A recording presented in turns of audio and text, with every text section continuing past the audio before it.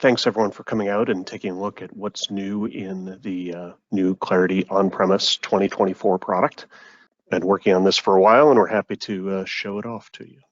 So our agenda is to talk about the Clarity release. We usually sort of review the history, what's in the release, and our themes for this particular year of Clarity are really about supporting the 2024 products, being able to do more with metadata, some improvements around unified sync, some other integration-oriented enhancements, and then we'll talk a little bit about what's going on with Clarity Cloud.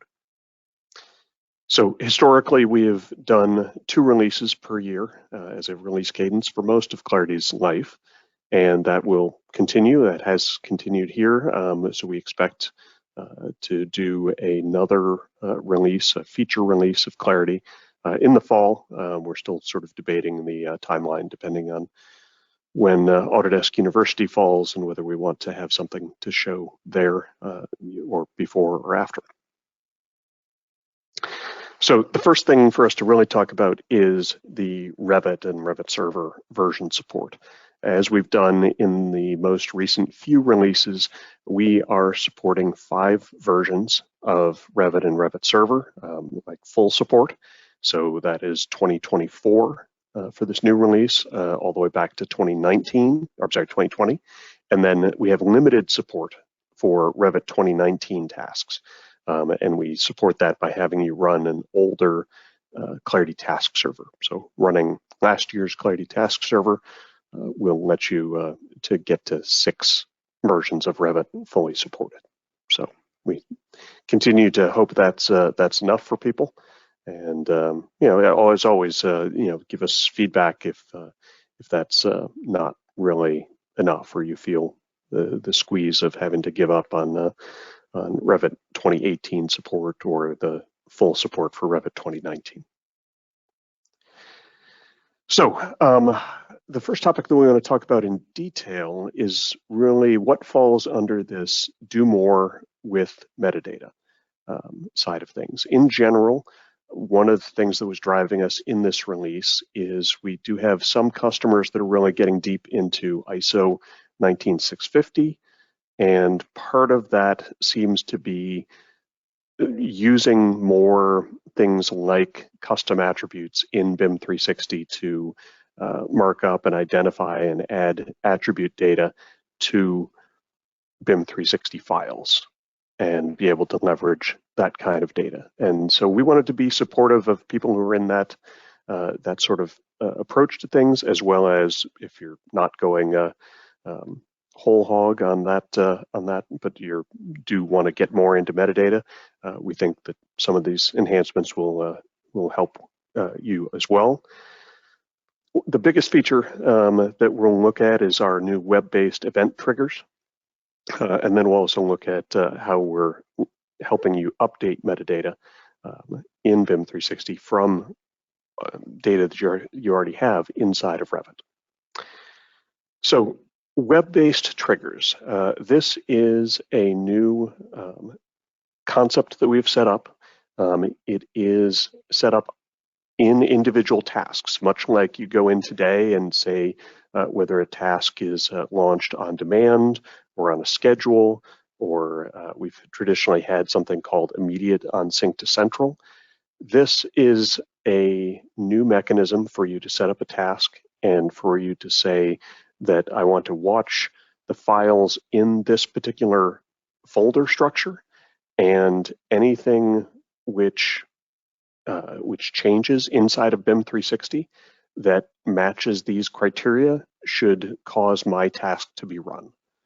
And so this is something where you'll be able to build rules about what am I looking for, and that will include both file names. It will include any of the custom metadata attributes that are available in a particular folder. You'll have access to choose the attribute and fill it in and make a rule that says I want to be triggering this task when something happens inside of BIM 360. So it's our it's our hope that this is going to be something that enables you to, for example, to say when something, for people doing ISO 19650, you might have a suitability code or something like that on particular files. We can say when there's a new file created or when there's a new update to a file version created, do something only if the file is set to a particular suitability code, and then trigger it. So this is available for all tasks. Obviously, it's generally going to be running on the current account and project, presuming that you have BIM 360 and you're using BIM 360 for your projects, but you do have the ability to specify another project. So monitor something in another project and do something when something changes over in that other project. So that's all possible to do and to set up and to build rules around not just when do things change, but when do things change that match particular rules about what it is that changed. So that's just adding more filters here. And so that's conceptually what this looks like. If people are interested, I can dive in and show it a little bit more. But let's sort of keep moving forward. The concept in general with web triggers is that some outside service is going to be sending a notification that something's happened, and we're actually using Clarity Cloud to coordinate and manage receiving that trigger and then delivering a message down to your on-premise monitoring service to say, hey, we've gotten this this trigger which meets your requirements. Please launch these tasks. So in the case of Autodesk Construction Cloud, it's BIM 360 or ACC sending a notification that there's new files or new versions, modified versions, and having that all get routed down through the monitoring service to create tasks on premise. There are a couple of nuances to know, and actually the most important one I realized I forgot off the top of this slide, and that is back when you're setting up your particular web trigger, whether it's this account or whether you're picking a specific account, it actually, because we're coordinating this through Clarity Cloud, it's actually necessary for you to go in and do the same kind of operation that that you did to allow Clarity, the application, to be used on your projects. You will have to go in to use this feature. You'll have to go in and do the same kind of operation for Clarity Cloud, and there's instructions that happens. It actually checks when you choose this particular account. You'll see it flag something if that account in BIM 360 is not set up to use Clarity Cloud. So it'll warn you that that's something that has to be done before you can create a web trigger.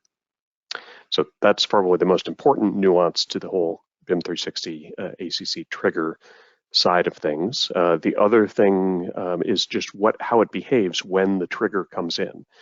So if you're tying a trigger to a file scoped task, so you've said to run these 5 files when the task runs, if a file comes in that's one of those 5 that you've targeted, then we'll just launch that single task. That's the sort of default behavior for how it works. So that's how we're operating that. Now, if you've got it tied to a project scope task, like a file synchronization or that kind of thing, then the web trigger doesn't really care exactly which file got modified. We're just going to kick off the project. And one other nuance is that some tasks that we have, starting with Unified Sync, are being made context aware, and that means that when the task is kicked off by a web trigger because a particular file got modified, then it knows that that's the context of why it was launched, and it will behave a little bit differently in the case where it was launched by one specific file. In the case of Unified Sync, that means that it's only going to, whatever you've got it set up to sort of back up or synchronize files, it's only going to consider the modified file. So if you've got a general purpose Unified Sync task that's saying, hey, I want to synchronize or back up files from BIM 360 to some corresponding location in Procore, if you ran it by itself, it might do the whole thing. Whereas if you wind up launching it via a web trigger by a changed file, it's going to see that, and it's only going to grab that one triggered file, and it will only move over that one triggered file. So that's something that we're going to continue to build out and make more tasks sort of aware that they've been triggered by a web trigger, and perhaps do things more efficiently by saying, okay, well, I only really need to care about this specific file that got modified. So moving on, in the metadata department, so we've also added a significant enhancement to the BIM 360 ACC publish task. If you are having us doing the task or doing the publishing process, we will not just do the publish process, but we will also go in, we will look at the live Revit model, and we will read the project information parameters or any of the sheet parameters that you have, and you'll have the option to push parameter data from inside of Revit into your custom attributes inside of BIM 360. So we do this at the time when the publish happens, just because it seems like it makes the most sense at that point. But in general, even if the model's already been published, if you've asked us to also update the custom parameters, we will go in and we will check and see what are the live values, and let's push them to the published files custom metadata. So this is sort of another way that we're trying to help people make more use of metadata, because from an authoring perspective, people are used to putting data into Revit, and we'd like to have that data surfaced and available where appropriate as custom attribute data inside of the BIM 360 ACC environment. So moving on to Unified Sync task improvements. We introduced Unified Sync in the last version of Clarity, and we focused on the most popular of the various tools that we integrated in. The Unified Sync, as a reminder, is just a fully rebuilt general purpose task for file synchronization, rather than all of the individual tasks. Like we had a task for doing a BIM 360 download or a box or Dropbox download. Those were all individual tasks. They all had slightly different capabilities, slightly different configurations, all that kind of thing. And so we wanted to get away from doing that all individually and make it just so that you could pick something on the left side and something on the right side, and say, this is how I want to synchronize or back up between these two different locations.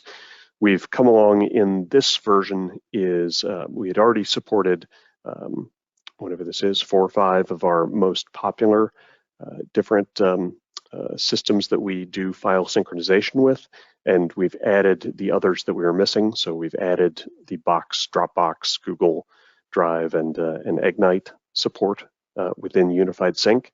So we hope that this makes things easier for people to set up and less having to sort of jump through hoops with, when do I use a post-task action, or how do I get things delivered into ProjectWise, or that kind of thing. The other significant enhancement that we added in 2024 is folder name mapping. So this allows you to set up a scenario where you want to back up a full folder hierarchy between one system into another system, but particularly if you don't own or manage the other system, the odds that your subfolders and how they're listed are going to match up with the target system. It's been very difficult for people who had to do synchronization of a bunch of data, and the target folder structure is significantly different than the source folder structure.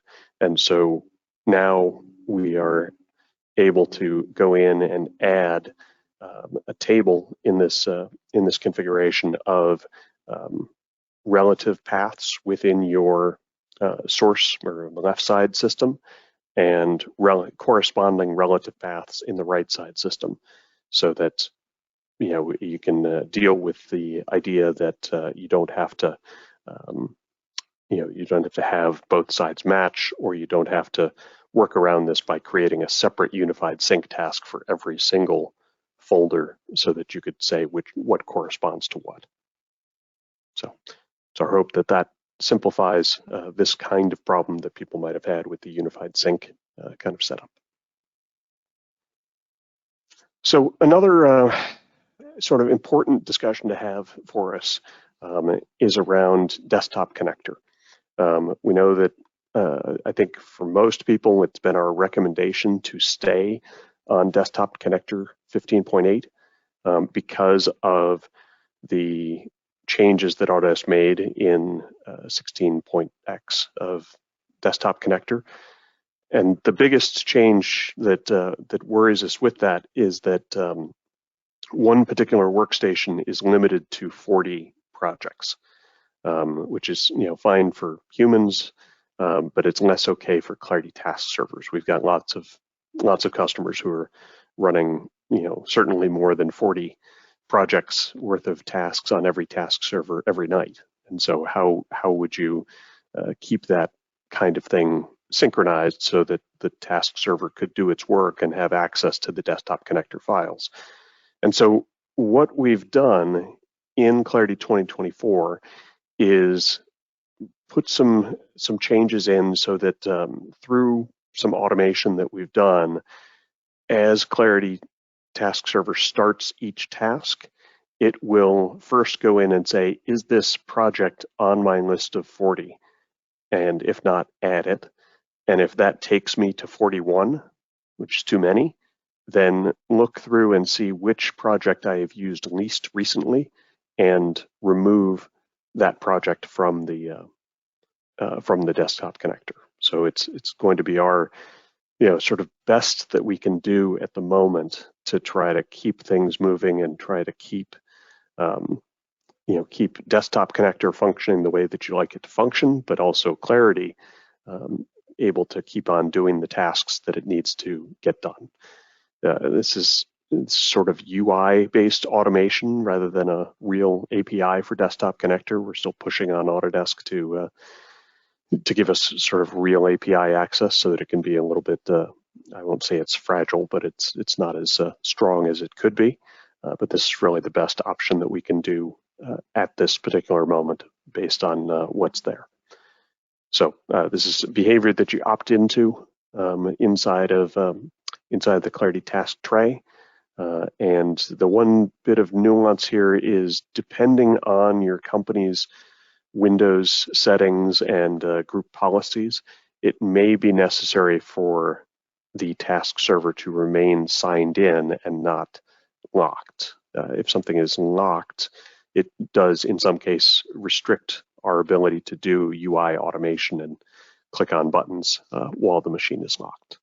So there's still lots of restrictions around it, but we just wanted to acknowledge that at some point, people will probably be dragged, perhaps kicking and streaming, into use of Desktop Connector 16.x by some partner, whoever it might be, and this is our attempt to be ready for it. So you can opt into it on a task server by task server basis. lost my mouse. There's my mouse. Okay. Other sort of notable integration-oriented enhancements. We have gone a little bit deeper with BIM 360 and ACC with the project backup task. It does now go in and retrieve more data about issues. The newer sort of BIM 360 API structure about issues and comments and attachments and root causes. We're getting all of that as part of our project backup side of things, and we're sticking it into a zip file so that you have it for future use. Let's see, on the first thing that people usually set up when they set up Clarity is what SMTP mail server are you going to send mail from? And that's been something that's been increasingly difficult. Certainly, Microsoft has now locked down their SMTP support in Office 365 so that you can't just send SMTP mail very easily anymore. And so one of the things that we've done to try to address that is there is now an option called it says Clarity Email Service. It's actually called IMAGINiT Email Service, where we will actually do the delivery of email that needs to be sent out of Clarity. So it does involve, sort of contacting our email web service and that kind of thing. If you're in a very locked down kind of environment, you might have to put us on the list of servers that are okay to communicate with. But this does sort of remove the requirement that you don't have to use your own SMTP server. You can opt in to use ours, and perhaps you'll find that easier. Finally, this is and actually that is a feature that those of you running 2023.1 will find that we actually did backport that into Clarity 2023.1. We did that about a month ago or maybe a little more. So that's available to people who are in 2023.1, but we sort of did it as part of our 2024 rollout. The other thing in a similar kind of case is we have run into some cases where, due to people's Microsoft security rules, that if you were trying to use Clarity to connect and deliver files to somebody else's Teams site, SharePoint site, OneDrive site, that if the other side is very tight on security, it actually requires that that you actually authenticate your OAuth against their server and not against your server, which is generally how it works. Normally, you put in your credentials and it authenticates your credentials against your own home Microsoft tenant. So in order to support this higher level of security, we now have an option when you add an OAuth for Microsoft Office 365 that if you're not connecting to your own company's tenant for authorization and you need to connect to somebody else's, there's a mechanism for you to do that. And you'll just wind up with a different OAuth that you'll have to use on some projects to connect to that alternative company tenant. We did do a little bit more on the security side of things in that post-task actions, we've had the ability in the past to be able to say which ones do we want to disallow and not have available to the task coordinator to configure. But we had, as we talked to more companies that were using that kind of thing, they really had sort of two different levels, and that matched up with our concept of secure projects. They wanted to offer up more options for doing regular commercial projects, but if they did have projects that were sensitive from a security perspective, they wanted to have a different set of rules and what could be integrated for post-task actions with those secure projects. So secure projects has been a feature within Clarity for a number of years. It's just set up when you add or when you edit the project, you can mark it as a secure project. And it just has a few behavioral differences about what can be done with it, who can see it, who can access it, that kind of thing. So this is feeding into that same sort of dynamic where you now have two separate lists of what post-task actions are available on non-secure projects, traditional projects, and which post-task actions are available or not on secure projects. So hopefully that lets people open up things a little bit more in non-secure projects. So some other relatively small features that I wanted to mention in the Clarity 2024 on-premise side of things. We've made an enhancement to launchable tasks. I know a couple of years ago we added something where you could go in and mark not just that you wanted your tasks being launchable by regular users, but you could let people pick if they wanted to override specific task parameters within your task. So you had the ability to let people change the file name on on the fly, or pick a different view set that they wanted to export, or that kind of thing. What we've added now here is launchable tasks with model targets. Actually, I may be misremembering. Maybe we actually added this in 2023.1, and maybe what we added in 2024 was actually that it's a filterable list. For those of you who have 1,000 models in your project, it was probably painful to go through and find which ones you wanted. So you can start typing and get a filtered list and more easily pick things. Speaking of those of you who have thousands of things in BIM 360, we found that our adding of a project screen was getting kind of slow and difficult to go in and find your BIM 360 project that you wanted to point to. And so we've made the, when you go in and add a project, the UI to go in and pick the project in BIM 360 that you want to point to is now a filterable list. We had some customers that asked us to do to IFC alternate what we had already done to the IFC task, which is be able to have one task that will grab all of the different views that you care about and do an export of all of those different views in one single task.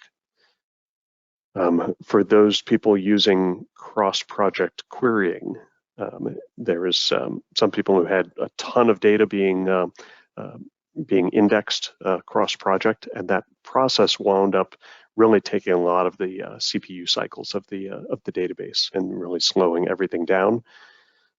So we've, rather than sort of doing background synchronization and rebuilding of the index during the day potentially, we now have both a pause option where you can pause it and explicitly say, like, don't work on the re-indexing right now, as well as to more explicitly control the timing, like what time of day is the most safe for us to be rebuilding the index.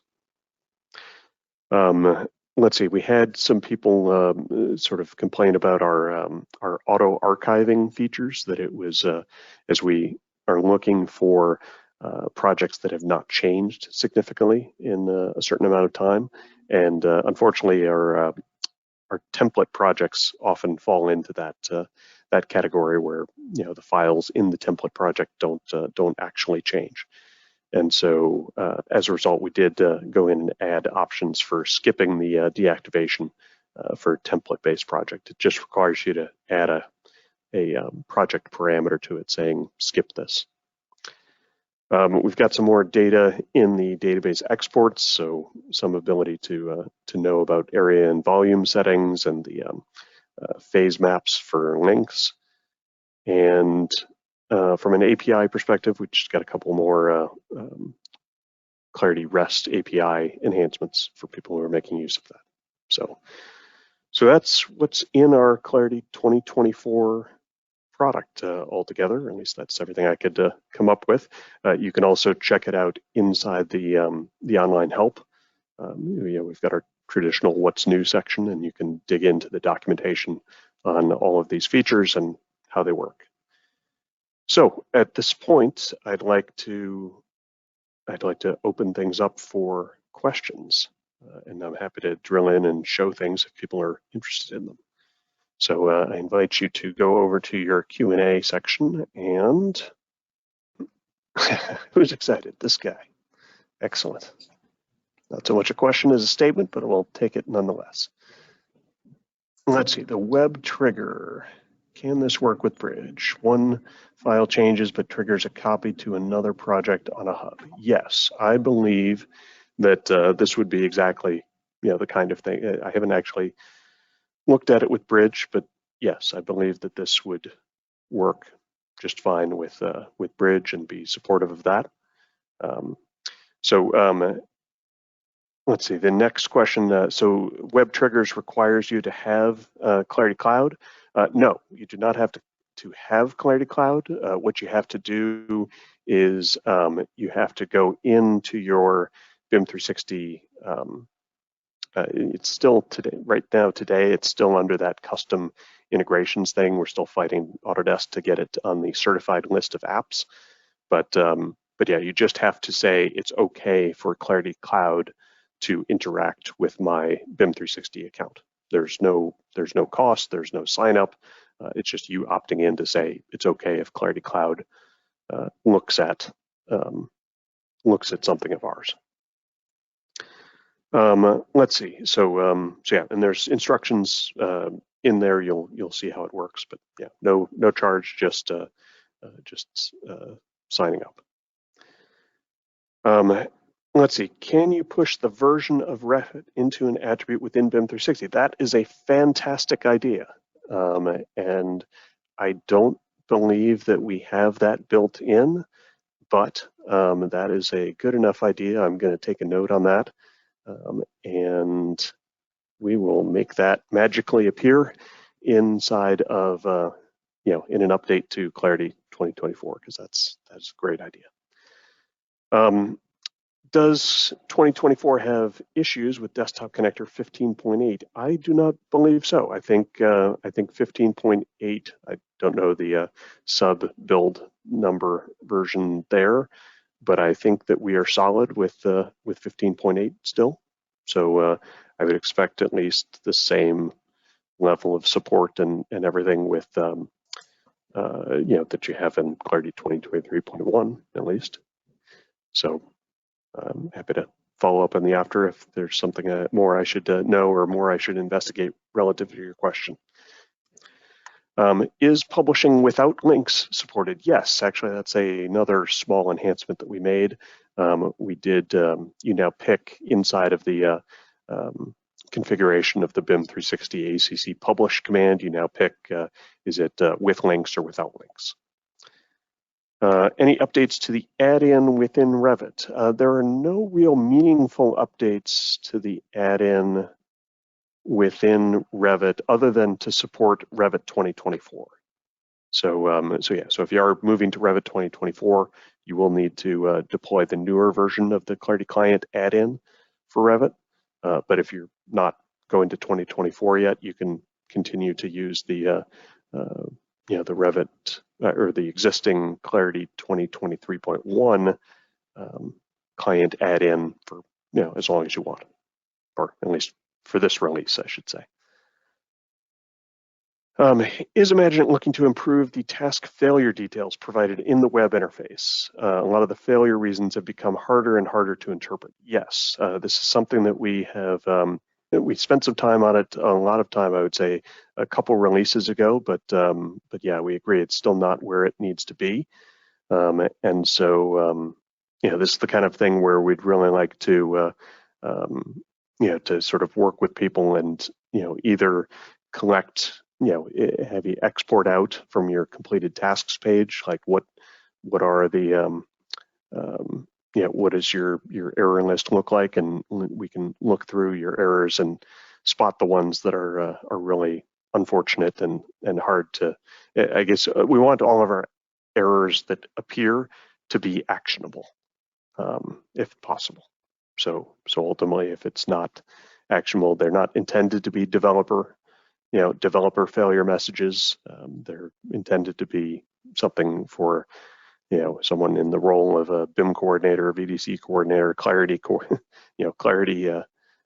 user to be able to go in and if it either fix things or know what they should look at in order to get around or to resolve the issue. So absolutely, we want to push further in that, and we just need to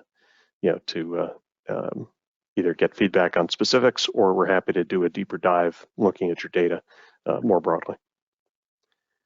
When will we have support for 16.x Desktop Connector? I think I covered that in the meeting. So this is supported today in Clarity 2024, and like you said, we've at least taken a crack at driving the selection of projects so that you are syncing on a task server with the projects that are actively being worked on.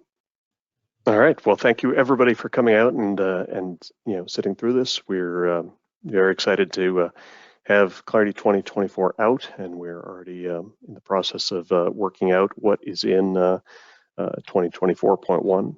If you have ideas for that, definitely this is the right time of year to be sending us suggestions as well for what should be our priorities in 2024.1 for the fall.